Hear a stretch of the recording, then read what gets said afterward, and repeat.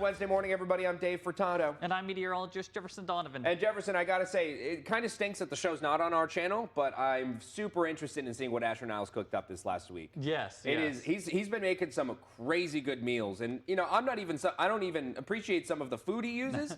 But man, they look good. Yes, they sure do. Yes. We'll jump right over to that because that's all I'm thinking about this morning. But also, I'm thinking about this morning is the sunrise we're seeing. We have doesn't seem like there's a whole lot of cloud coverage today. Is that going to be kind of the story for the day? Yeah, it's going to be a sunny day, a very nice day to get outdoors for nearly everyone. Beautiful weather conditions across the forecast area on this Wednesday. As we are waking up in Yakima this morning, like Dave was just referencing, there's not a cloud in the sky. I know that there are some clouds towards the Blue Mountains this morning, maybe even some lingering showers, but those are going to quickly go by the wayside. All of us going to be bathing in the sunshine this afternoon. Now, it is a cool morning, a chilly morning. We're sitting at 34 degrees in Yakima. By this afternoon, we are going to be looking at those below average daytime highs once again, topping out in the 60s, but still, when we are seeing the sunshine, I think a lot of folks will take it on this May 1st. Here's a look at your weather headlines today. Sunshine and mild high temperatures for this Wednesday. Going into tomorrow, many of us are going to stay dry, but there could be some rain showers on the Oregon side of the border for Thursday.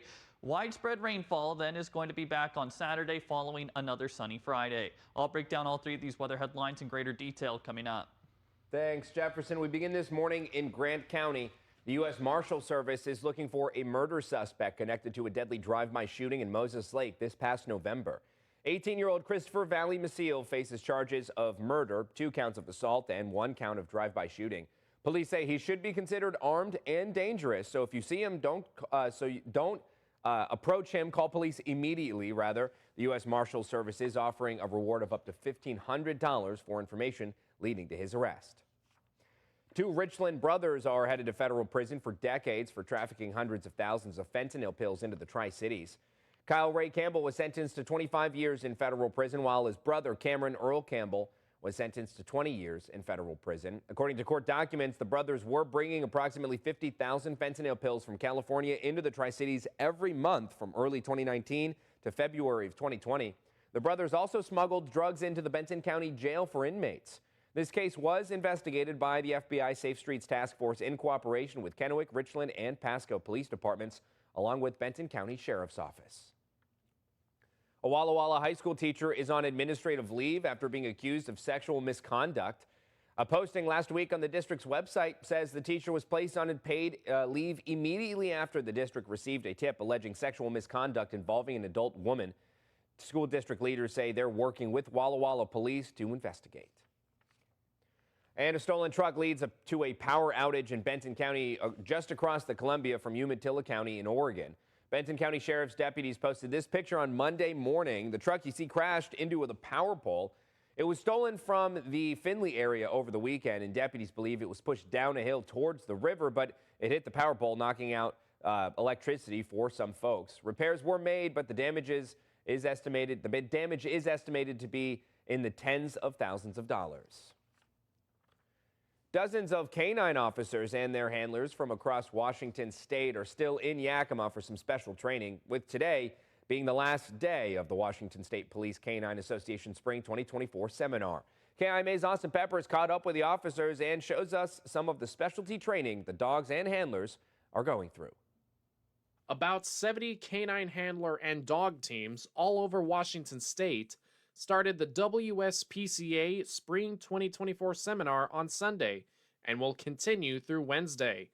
Today, the day started at the Holiday Inn off South 8th Street to set up training groups and then transitioned to trainings. Trainings were held all over Yakima, like the Yakima Training Center, the Atana View Correction Center, and inside that building, which used to be the home of the Yakima Mall. They have several different scenarios set up that are meant to challenge the handlers and the dogs and make them both learn, where they can run through things and as if it was real life. And then we have some very experienced trainers running through to help with any problems, to assist the handlers and the canines to get through the scenarios. Among the trainings includes the dogs catching suspects with attempts of distraction, like numerous tennis balls in the area, and inside a room filled with smoke, lights, and loud music. When speaking with McKinney, he believes that 80% of the time, this happens. When we show up to a scene and somebody wants to fight or hide with the police, when the police canines show up, they give up and they go into custody with no use of force, no fighting, no anything. Just having the dogs present reduces the amount of force we have to use immensely. McKinney talked to us about his experience and his message to anyone who is interested in becoming a canine officer. It's a lot of fun. It's the most rewarding thing I've done since I've been an officer for 22 years. It's also the most work I've done. But if you want to do it, absolutely do it. You've got to become a police officer first, and then come out and start training with the dogs. And then when there's an opening, put in for that opening, and it's a ton of fun, especially if you really like dogs. Reporting from Yakima, Austin Peppers, Action News. KIMA's Austin Peppers, thank you. And 9-year-old chef Asher Niles is still competing in the MasterChef Junior competition.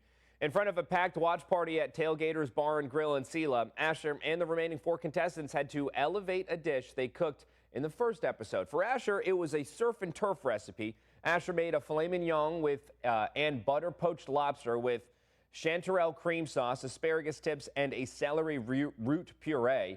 Unfortunately, Asher was in the bottom 2, but luckily another chef went home, sending Asher into the semifinals. That's pretty exciting for him. Congrats to him. And another young winner to celebrate. The Washington Poison Center has announced the winner of its 18th annual poison prevention contest. Bella Mata, an 8th grade student from Burien, took first prize in her short story called Citrus Lemonade. The WAPC's contest invited students in kindergarten through 8th grade to submit short stories on household poisoning scenarios. Bella's submission, Citrus Lemonade, tells the story of Benny, a 5-year-old who mistakes citrus window cleaning solution for lemonade. The WAPC transformed Bella's story into an animated video, and Bella received a bookstore gift card and will participate in a visit with her local legislators in the near future. You can watch Bella's video up on our website, KIMATV.com. That's pretty cool. Yeah.